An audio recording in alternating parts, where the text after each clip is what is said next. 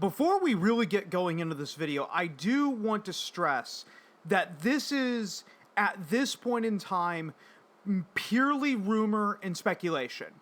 Okay, which means that this story down the line could later turn out to be 100% bullshit. Okay, I am pulling this from Game Rant, so it's not from 4chan, it's not from Doomcock. That's the only reason I'm even talking about this. If I saw this on a site like We Got This Covered or Cosmic Book News, I wouldn't even touch it. But the rumor going around is that Marvel is developing a new Punisher TV series.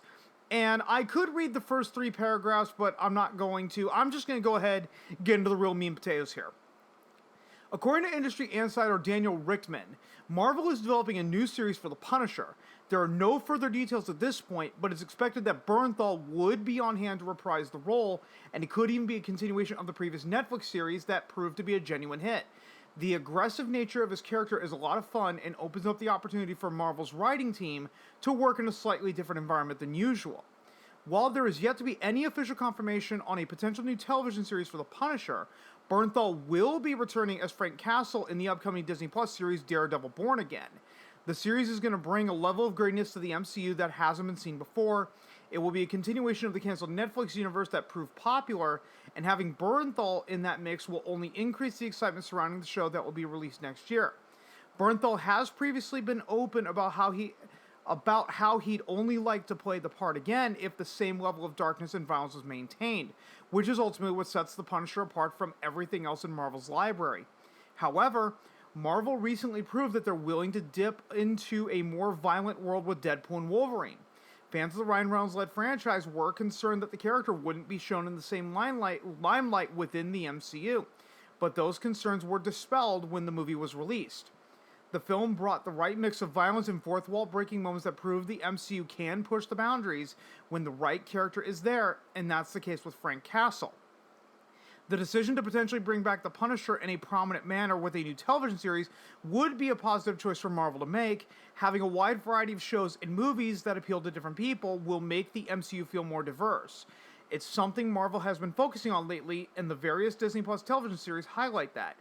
As they all have a genuinely unique vibe, bringing in the Punisher would certainly make that happen, and having this as a television series once again could be an intriguing next step in the MCU to develop the street-level characters that are starting to grow in prominence. And that is the end of the article. The only thing that I personally take issue with regard to a Punisher TV series, I know that they already did the Netflix series.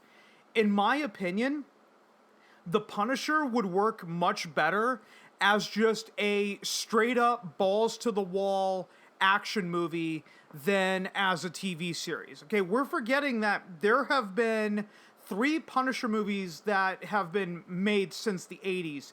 You obviously have the one with Dolph Lundgren that was from, I believe, 89, was Dolph Lundgren and Louis Gossett Jr. Then you had the 2004 movie with Thomas Jane and John Travolta, which is one of my favorite Punisher movies. I love the Dolph Lundgren movie.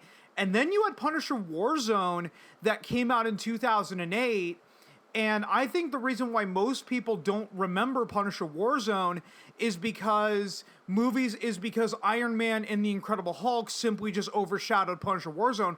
But even Punisher Warzone was a really good movie.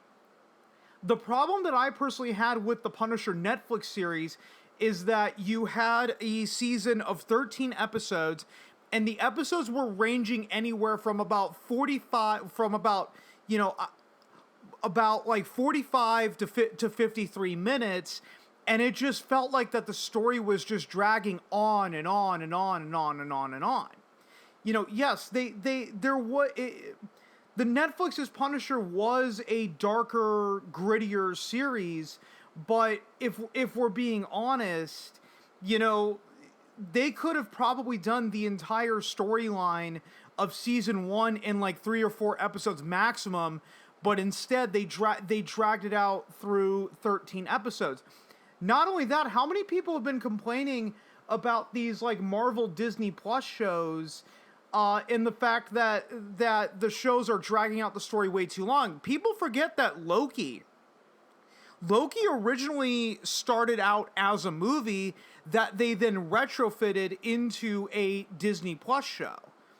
You know, while personally I did enjoy the first season of Loki, I still haven't watched Loki season 2. There were many people coming out and saying, like, yeah, you know, Loki would have been better if it had just been like a 2-hour movie and it was more focused. Then you have what happened with Secret Invasion, where that was dragged out into like a 6-episode series, with each episode roughly around like 40 to 50 minutes. It's, you know, it then becomes, you know, would Secret Invasion have been as crucified if it was released as a 2-hour movie and not as a 6-hour TV show? That's the issue with doing all of these streaming shows. Not everything needs to be a TV show. How about what you do with The Punisher is that, you know what? Because you can make a dark and gritty action. You can make a dark and gritty action movie, but just make a 2-hour Punisher movie. Because then the worst case scenario is that if the movie comes out and it's not as great as people had hoped, okay, worst case scenario, you only wasted maybe about 2 hours of your life on this Punisher movie. Whereas if they develop the Punisher as a TV series on Disney Plus, and the past MCU shows have been anywhere from 6 to 8 episodes, mostly just 6 episodes, but still, you're talking a runtime of 5 or 6 hours. That's 5 or 6 hours of a TV show, and of a bad TV show at that. So what's going to be better? 5 or 6 hours of a TV show that later turns out to be bad, or a bad 2-hour movie?